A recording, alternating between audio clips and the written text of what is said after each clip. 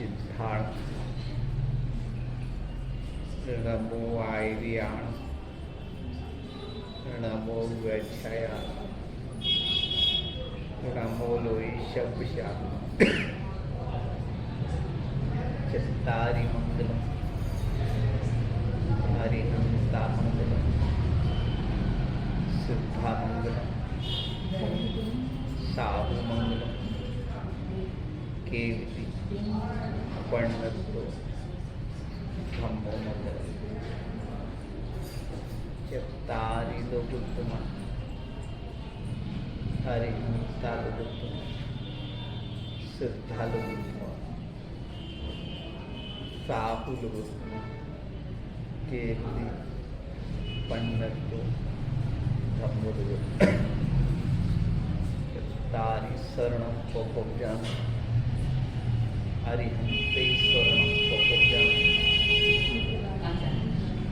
सिद्धे शरणं पपव्यामि साहु शरणं पपव्यामि केवली पंडितं धम्मं शरणं पपव्यामि। गुरुदेवादिदेव आदिनाथ भगवान की जिन शासन नायक महावीर स्वामी की आचार्य गुरु विद्यासागर जी महामुनि राज की समस्त आचार्य संघ की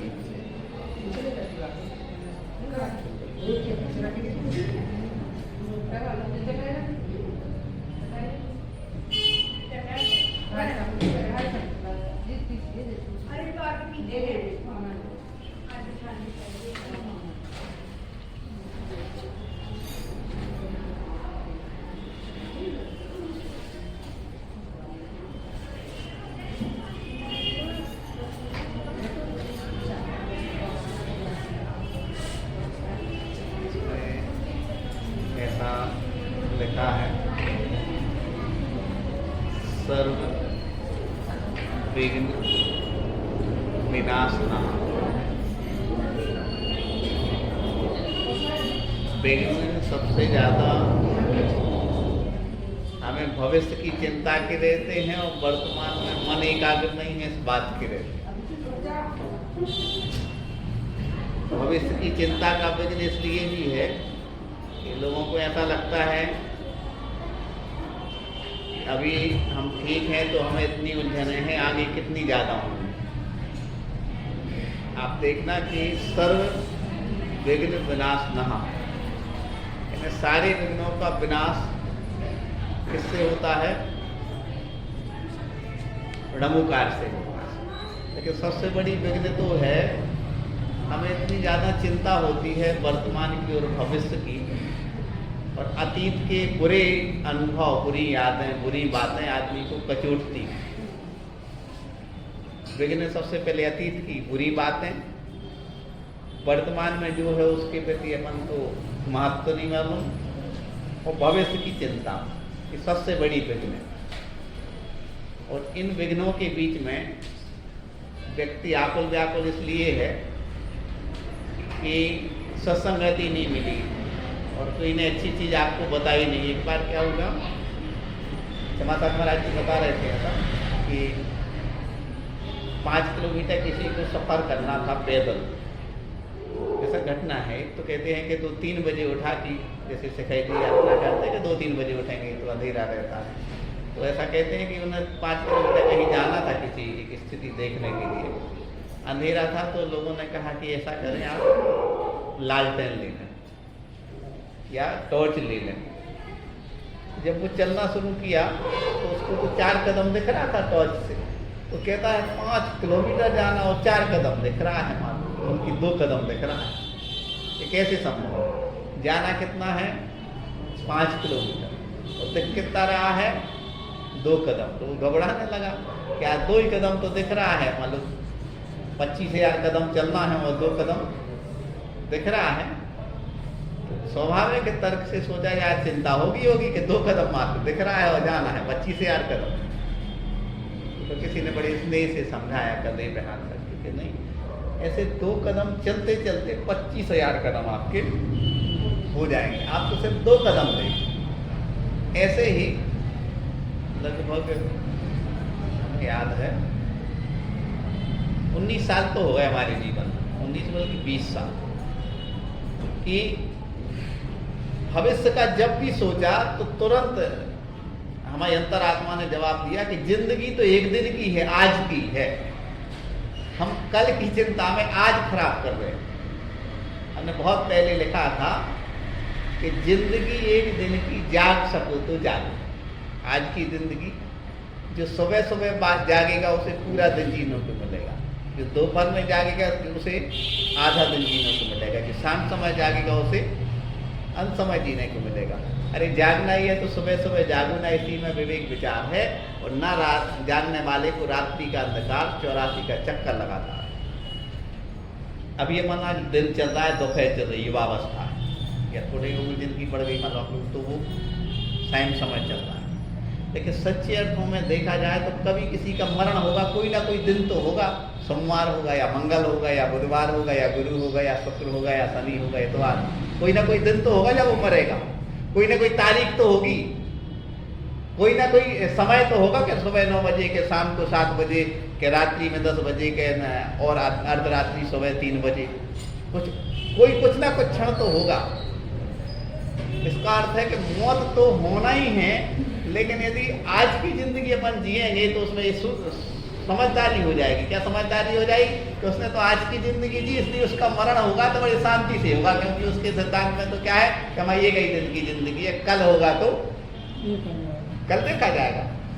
लेकिन ऐसा कब संभव होता है? जब सत्संगति होती तब संभव होता है। जब सत्संगति नहीं होती तो अपन को बुढ़ापे की चिंता होती है। अपन कल आने वाले समय में किसी की शुल्क जमा होना तो उसकी चिंता होती है। कोई आने, हम आपसे ये नहीं कह रहे कि भविष्य की योजना नहीं होना चाहिए, भविष्य की योजना तो होना चाहिए, लेकिन भविष्य की योजना वर्तमान पे हावी नहीं होना चाहिए। लेकिन होता यही है, हमने देखा है कि भविष्य की, जैसे कहीं शादी में जाना आपको 25 तारीख में, तो और बहुत हैरानी की शादी है मान लो, तो आज से यार कहाँ कैसे जाएंगे यार, कहाँ रात में 2 बजे उठना पड़ेगा। और फिर इसलिए हमें ऐसा लगता है कि जो बड़े काम रहते टेंशन वाले का 1-2 दिन पहले ही सोचना है। उससे पहले हमने तो 50 बार जीवन में बड़ी बड़ी घटना बोली, हमने तुरंत बताया आधे घंटे पहले, लोगों आधा घंटे पहले बताया कि ऐसा ऐसा काम करना है, क्योंकि जिससे बताओगे तब से उसके पास लोड करेगा। हमारी बहन है, बड़ी दीदी हमसे 7 साल बड़ी, 6 साल बड़ी, उनके संबंध की बात चली कहाँ, मुंगावली, किसी अच्छे परिवार में चली। तो लड़का बहुत सुंदर था, बहुत संपन्न थे और संस्कारवान भी था। तो खूब मन था सबका क्या वो हाँ कह दें लड़की वाले। लड़की वाले क्या करते हैं, हाँ कह देते। 15 दिन पहले तो हम लोगों ने तैयारी की, आपको बताएं। अच्छा, उस समय हमारे यहाँ कूलर नहीं था तो 2-2 कूलर बुलवाए गए, पूरी ऐसी तैयारी की कि वो लड़के वाले क्या कह जाए, हाँ कह जाए।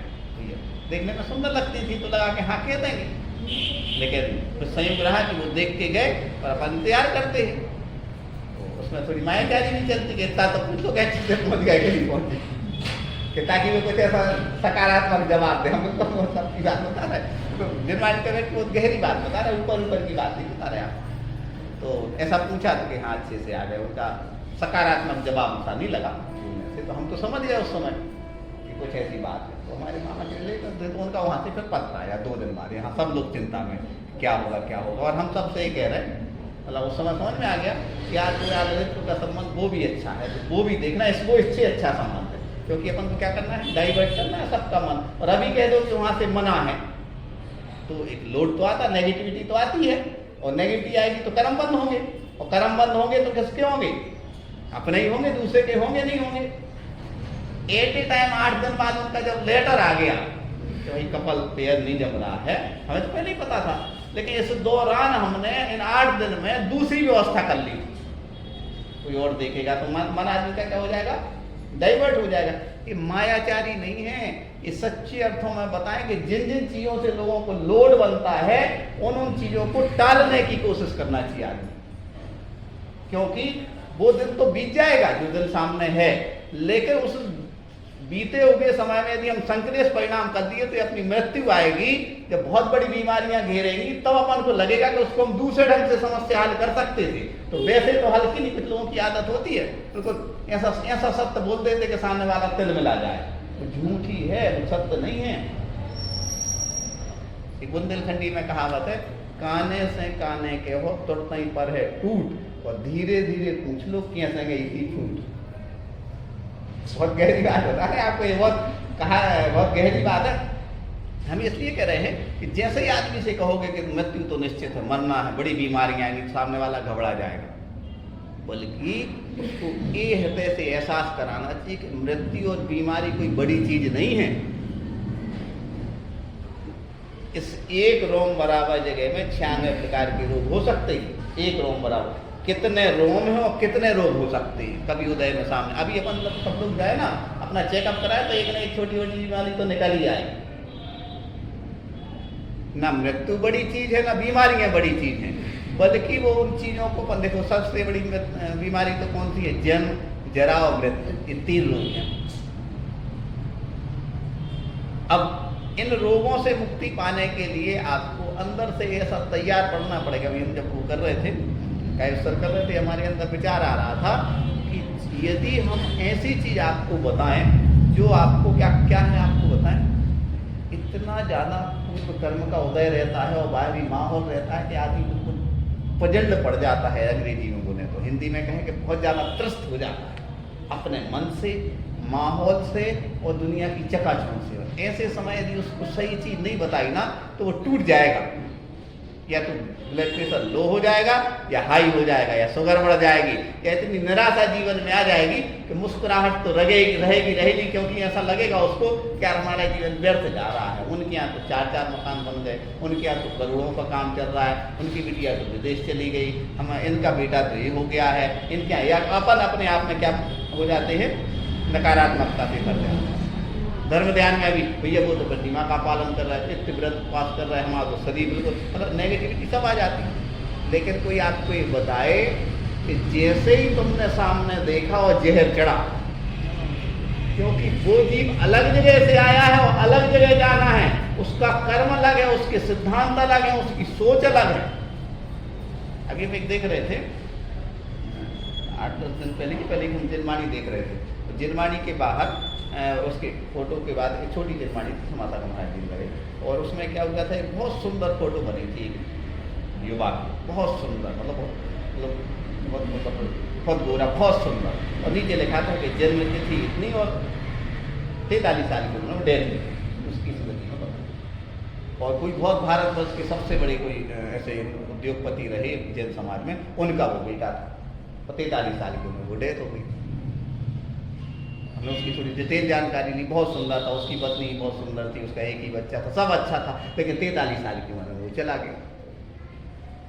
इस संसार में जितना भी सब कुछ दिख रहा है खेल, एक चल रहा है नाटक, और इस नाटक में सबके अपने अपने आयु कर्म, अपने अपने कर्मबंध की श्रृंखलाएं हैं, और हम उस कर्मबंध की श्रृंखला में आकर के हम अपने आप को क्या कर देते हैं, गाफिल कर देते हैं। और ऐसे गाफिल कर देते हैं कि भव आताप मिटावन की निज में ही क्षमता समता है, अनजाने अब तक मैंने पर में की झूठी ममता। यानी इस संसार में आग सा जलने लगता है आदमी, जैसे ही दूसरी तरफ जाता है, और ऐसी आग लगती है, आपको नहीं लगती हो, हमें तो लग जाती है भैया। जैसे ही संसार के बारे में हम सोचते हैं, हम व्यक्तिगत रूप से बताएं, हमें ऐसा लगता है कि यार अपने आप में बहुत नेगेटिविटी आती है, इतनी नेगेटिविटी आती है कि कई बार लगने लगता है दिमाग में कि यार कुछ नहीं है अपने पास। और जैसे ही धर्म की गहराई में विशुद्धि से भरते हैं, ऐसा लगता है सब कुछ हमारे पास। जैसे ही संसार की तरफ देखते हैं तो लगता कुछ भी हमारे पास नहीं है, और जैसे ही अपने धर्म की गहराई में आते हैं ऐसा लगता सब कुछ हमारे पास। तुम अधूरे नहीं थे, अभागे नहीं थे, बस इस कमी इतनी थी कि जाने। तो जगाने के लिए सबसे अच्छा तरीका है, बहुत गहराई से अपन सोचें कि अपन यदि खूब विशुद्धि और भक्ति से भर गए हैं तो इससे ज़्यादा पुण्य और विशुद्धि का आपके लिए मतलब सुख मिल नहीं सकता। आप देखना, किसी के पास मालूम पुरई में किसी के पास 50 लाख की गाड़ी हो सकता है, किसी के पास 50 लाख की गाड़ी, किसी के 6 मकान हो, बेटा बेटियां देश देश विदेश सब जगह हो, या मतलब हमें नाम नहीं लेना चाहिए कोई का, और मालूम चला कि भगवान के पास आकर के उनने ऐसे ही चावल चढ़ाया और भगवान के ऐसे नमस्कार करो, 9 बार नमस्कार पड़े, और ऐसे 50 लोगों के बीच ऐसे गिर रहे हैं, बहुत नाम चल रहा। वो जीव का पुण्य कर्म का होता है कि एक जिसके पास सिर्फ एक छोटा सा 10 बाई 10 का कमरा है, 10-50 हज़ार रुपये टोटल हुए तो हमें पता नहीं है, और बहुत अंदर से उसके अंदर विरक्ति है, विशुद्धि है, भगवान के पास आकर के ऐसा सोचने लगा, वो कोई भी चाहे मुनमन पुरुष हो चाहे स्त्री हो, भगवान के पास बहुत चंदन वाला को, कभी या सुदर्शन से को भगवान की इतनी विशुद्धि से भरा, इतनी गहराई से नमो का मत पड़ा, और ऐसी तन्मयता के साथ अति पुण्योदय मामा, ऐसे याद हमें पुण्य का उदय नहीं चाहिए, भगवान आपके दर्शन हो गए, और ऐसा झरझर आंसू गिर गए। तो आप बताओ, एक तरफ जो पुण्य दिख रहा है जिसका, तो उसके सामने ये जीव कितना भव्य कहलाया, ये बताओ कितना भव्य कहलाया। उसका एक उदाहरण भी आता है, एक बहुत मतलब गरीब माँ थी और वो दान करती थी, उसका नियम था कि रोज एक कटोरी कुछ ना कुछ किसी को देती थी अनाज, और बहुत विशुद्धि थी उसकी दान। और एक कोई बहुत बड़ा व्यक्ति था और वो भी दान करता था और हीरे जवाहरात लौटाता था, दोनों का मरण हो गया। और ऐसा कहते हैं कि देखा कि एक हाथी पर एक राजकुमारी जा रही थी, कहीं कौन है, कहीं के लिए जो खूब मान से दान करता था वो हाथी बना। वो राजकुमारी जो बैठी है वो बहुत गरीब वृद्धा है जिसके पास कुछ नहीं था, एक वो ऐसा कर देती थी, वो राजकुमारी बन के बैठी। हम ऐसे बता करके समझा करके ये नहीं कहना चाहते जो संपन्न लोग हैं वो हाथी बनते, हमें बताना चाहते सारा कुछ भावनाओं का पेड़ है संसार, सारा कुछ अपनी विशुद्धि का पेड़ है, सारा कुछ सुख विशुद्धि में है, और दुख संसार तरफ देखो तो वहाँ। और हम एक बात और आपसे स्पष्ट करना चाहते हैं, आत्मा और शरीर का समन्वय बना के चलोगी तो सुख रहेगा, और आत्मा और शरीर का समन्वय नहीं बनाया तो दुख हावी होगा। समन्वय कहलाता है कि जैसे हमारा वहाँ देखने से भाव बिगड़ते हैं तो वहाँ देखना नहीं, किसी की कोई बात सुनने से भाव बिगड़ते हैं, कितना ही सगा हो उसकी बात सुनना नहीं, कितने ही सगा हो जिससे अपने साथ उसके साथ रहने से अपन को क्या लगते हैं भाव बिगड़ते हैं, तो ऐसा नहीं कि उसका साथ छोड़ दो, लेकिन उसकी एक लिमिटेशन बना लो तो भाई इतने समय इनका हम साथ रखें। क्यों? क्योंकि जब आप देखो 1 मिनट आदमी क्रोध कर ले ना, बुंदेलखंडी में कहावत है, 1 मिनट कोई क्रोध कर ले तो दिन भर का किया कराया 50 सबको हो जाता है, अंगे नंगे लग जाता, मतलब गलत जगह से 1 मिनट के क्रोध में कितनी जाग सी चल जाती है। कई बार यही सुन कहीं पनपत नहीं, अंदर अंदर घुनत रहे, टेंशन में रहे तो 4 बातें कह दी होता है लोग। तो अपन को क्या करना चाहिए, अपन को अपना आकलन पता है। हमने एक दिन और आपसे कहा था कि अपनी परिस्थिति अपन खुद समझें, अपनी परिस्थिति क्या है अपन खुद समझें। कोई नहीं समझता, भगवान के अलावा आपके बारे में कोई नहीं समझता, सब बने बने की सौदा है, आप उनके अनुकूल चलो तो आप कोई रिश्तेदार आ जाए और आपका स्वास्थ्य ठीक नहीं, आप पलंग पर लेटे रहे, उनके सामने उठ नहीं पाए, 4 रिश्तेदारों में चर्चा कर, भैया उनके से कहते तो तो ठीक तक नहीं, उनके तो बहुत आलसी है, उनको तो ऐसा काम है, उनके घर है तो हाँ, और यदि खिला दो अच्छे सुख सम्मान दे दो, भैया बहुत अच्छी बहू है, बहुत अच्छी, ये तो सब बने बने की सौदा है संसार का, यही तो नाम है। लेकिन इस बीच अपन को क्या सोचना चाहिए कि अब कौन समझाए हमारी परिस्थिति क्या है, हम जानते और कौन जानते हैं, भगवान जानते। इसलिए अपन को क्या सोचना चाहिए, क्या विचार करना चाहिए, इस बात का विचार करना चाहिए कि हमारे भाव जिसमें समझ रहे हम वैसा काम करेंगे। तो वर्तमान में देखा जाए तो बहुत सुखी लोग हैं, बहुत सुखी लोग हैं, इतने सुखी लोग हैं। अब हम आज का एक संस्मरण सुनाए और अपनी बाणी संस्मरण है, हमारे जीवन साथी और उनकी दीदी दोनों लोग लगभग 3 बजे रात में पहुँचे, कहाँ, घर। अब नींद तो बहुत, इसलिए बहुत आदमी का होती है, तो सामने वाला व्यक्ति सोचता कि इनको डिस्टर्ब नहीं करें, तो हमारे जीवन साथी ने सोचा कि हम बिल्कुल नहीं बताएंगे, हम स्टेशन हमारी आदत है, कोई आ रहा तो हम स्टेशन जाएंगे, इतनी नींद खराब नहीं करना। हमें तो एट टाइम 2:30 बजे मालूम चला, थोड़ा सा मन में ऐसा लगा के बताओ कि हैरान हो गए हमसे, कोई बात नहीं, पहुँचे ना। तो सुबह अरे वो स्वाभाविक है, सामने वाला क्षमता जी कुछ नहीं जानते, ये थोड़ा धर्म क्या करो, ऐसे कैसे जिंदगी चलेगी। उधर प्रवचन सुनते ऐसे ऐसे प्रवचन देते हैं लोग, आंखें खुल जाती, मतलब अच्छी बात की उन्होंने, लेकिन हम क्या बताएं कि हम थोड़ा बहुत धर्म जानते हैं, थोड़ा बहुत धर्म जानते हैं, ऐसा नहीं है। अब फिर और कई बात चीज़ ऐसी होती ना कि ये भी हुई तो बहुत अच्छी बात हुई, फिर उसके बाद हमने जब तक अपनी पूरी परिस्थिति नहीं बता दी कि हमने कहा आप जिनवाणी स्तुति करते हैं तो जैसे अपन बोलते हैं उनके यहाँ सभी जगह एक अच्छी पंक्ति आती है, निज निजी निज में बताई किया अनंत उपकार है, माँ जिनवाणी को वंदना बारंबार। ये पंक्ति आती। हमने कहा इसका अर्थ आप सामान्य अर्थ निकालोगे और हम गहरा अर्थ निकालते। आप सामान्य अर्थ निकालते हो, सामान्य अर्थ में ज़्यादा दिमाग नहीं लगता है, गहरे अर्थ में निकालने में क्या होता है कि बहुत ज़्यादा तपस्या करना पड़ती, मर्मज्ञ विद्वान बनना पड़ता। तो हमने उनको बताया अपना पूरा कि हमने जन्म से आज तक जो है हर चीज़ की जड़ में गए हैं। और जड़ में जाने के लिए हम एक दिन और कहा था आप लोग सबसे कह रहे, जो धर्म में आ जाता है उसको बहुत संघर्ष करना पड़ता है। तो गहराई की बात पता रहे, जो धर्म में आगा उसको सही चीज़ पता भी है आपको बताएं, और उसकी आत्मा और शरीर साथ नहीं दे रहा। किसी ने अपन को गाली दे दी तो अपन को मालूम कि अपन को जवाब भी नहीं देना है, गाली सुनने के बाद अंदर अंदर तिलमिला भी रहे। उसका सबसे ज्यादा टूटता है शरीर आपको। परमात्मा यदि पूरी गहराई में सबसे ज्यादा टूटता है शरीर आपको बताएं। क्यों? क्योंकि उसके साथ स्थिति रहती है सही चीज मालूम भी हो गई, और लोग देखो चिकने चिकने मस्त दिखते हैं, कह रही हो मस्त है, उस गहराई में तो गए नहीं जहाँ जीवन में। अपन ने जाना क्या कर दिया है, शुरू कर दिया है। अब जाना उसमें क्या होता है, संघर्ष होता है, और संघर्ष के बीच में आदमी का क्या बिगड़ता है, शारीरिक संतुलन बिगड़ता है। जब शारीरिक संतुलन बिगड़ता है तो निश्चित रूप से बाहरी क्रियाएं भी क्या उतनी व्यवस्थित नहीं होती। आप देखना, माँ घर में ज्यादा परेशान सी लगती है। क्यों लगती है?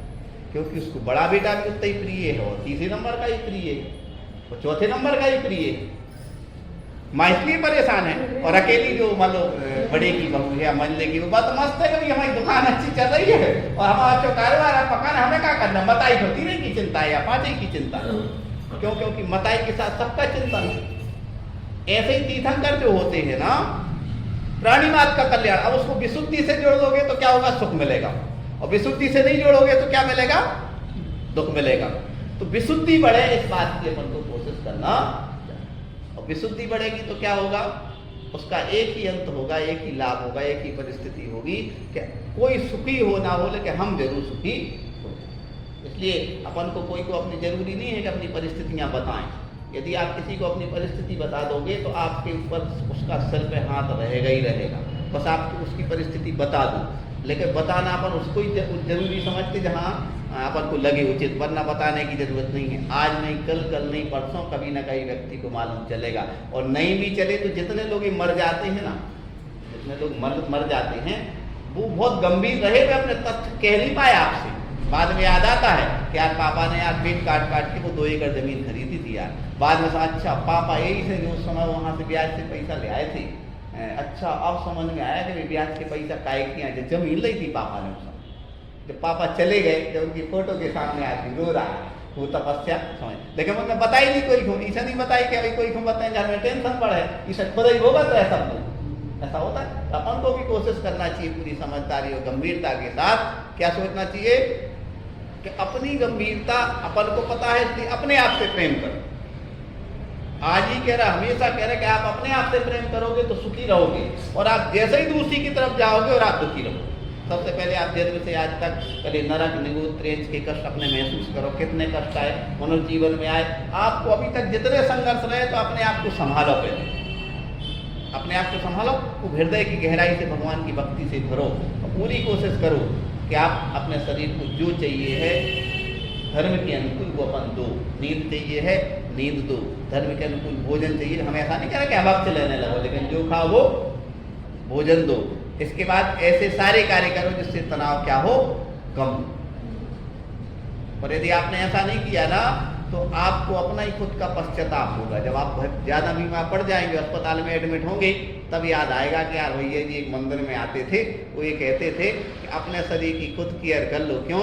क्योंकि अपनी शरीर की केयर करोगे तो आम की आम गुठलियों के दाम। आपका शरीर तो ठीक रहेगा ही रहेगा, भगवान का भजन भी होगा।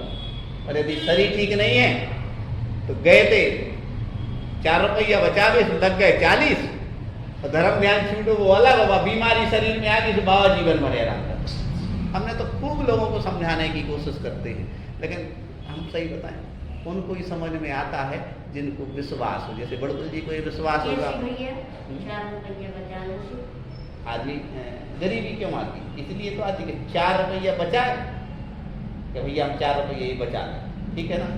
और पेट में खाया नहीं बुंदेलखंडी में, हम ये नहीं कह रहे कि उला खर्ची भी करो, लेकिन मान लो जितने कि आप फल फूल खाओगे तो मान लो बीमार पड़ गया तो उसे 1000 बनोगे तो ताने का आएंगे तुम्हारे, है ना। 3000 की आपने फल फूल खाया और 9000 की दवाई लग गई। हम ये नहीं कह रहे फल फूल खाने से सब कुछ होता, लेकिन जो आपके सामने है उसको यथा भोजन में खुराक पूरी जाना चाहिए। हमारे पापा की डेथ हुई ये और हम आपको बता दें, तो उससे पहले 1 दिन पहले डॉक्टर ने हमसे कहा था कि देखो टॉनिक वगैरह लिखना तो ठीक है, लेकिन उसको पर्याप्त भोजन दो, भोजन दो। भोजन से जो टॉनिक मिलता है वो बाहरी टॉनिक से नहीं जाती वो चीज।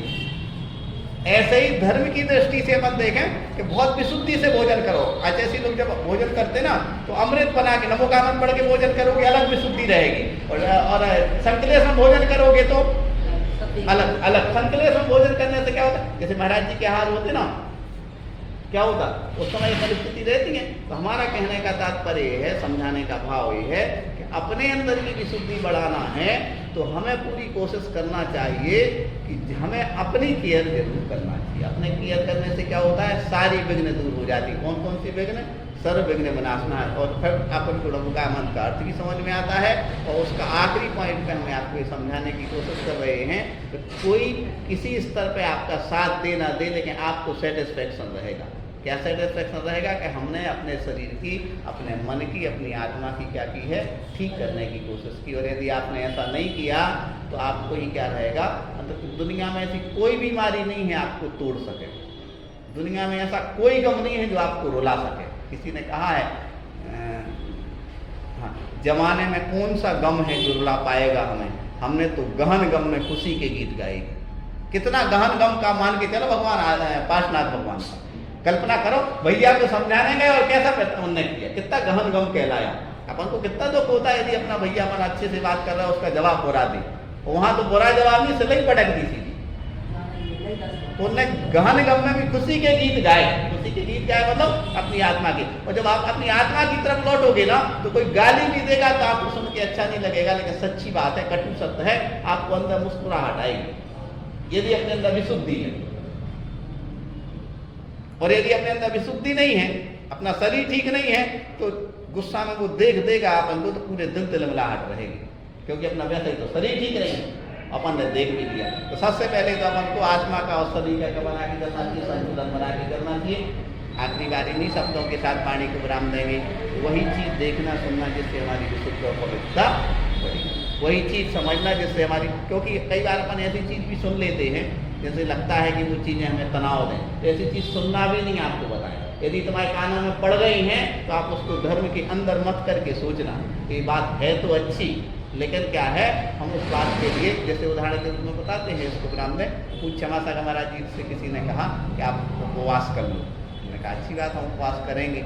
इनके लिए उपवास करने के बाद फिर 10 लोग हमारी भैया वृत्ति महीना भर तक करें, पर हम आहार तो नहीं निकल पाए, चलिए वो उपवास हमने कर भैया। हम तो एक टाइम भोजन करने के बाद अपनी धर्म से शांति कर पा रहे ना, हमने एक दिन तो किया उपास और फिर 10 दिन तक क्या कर रहा है, लोग हमारी सेवा में लगे, वो भी हमें उचित नहीं। ऐसे वो जब बहुत तीव्र गर्मी थी, जून मई की गर्मी, और वहाँ मुनि राजयोग साहब महाराज जी वगैरह बैठे छत पे ऐसे, जैसे ने कहा क्या है भाई 12 बजे 1 बजे यहाँ से सामायिक चल रही, चले वो हम तप कर रहे थे। हाँ ठीक है। बाद में दोपहर की क्लास में कहा ऐसा तप भी नहीं करना, शरीर मालूम चला कि भूल जाए, उसके बाद पूरे श्रावा को समाज आपकी भैया व्यक्ति में लगे कि महाराज बीमार पड़ गए। संतुलन होना चाहिए। ऐसे ही हम तरफ को बहुत अच्छा मानते हैं, अनंत शक्ति है आत्मा में, लेकिन उस अनंत शक्ति को हम कब महसूस करेंगे, जब हम अपने जीवन को उसको तोड़ के कीजिए शक्ति प्रदान, शक्ति बिना श्रद्धा धरे। बोलो महावीर भगवान या वाणी के ज्ञान से तुमने रोका लो, सो वाणी मस्तक सदा दे।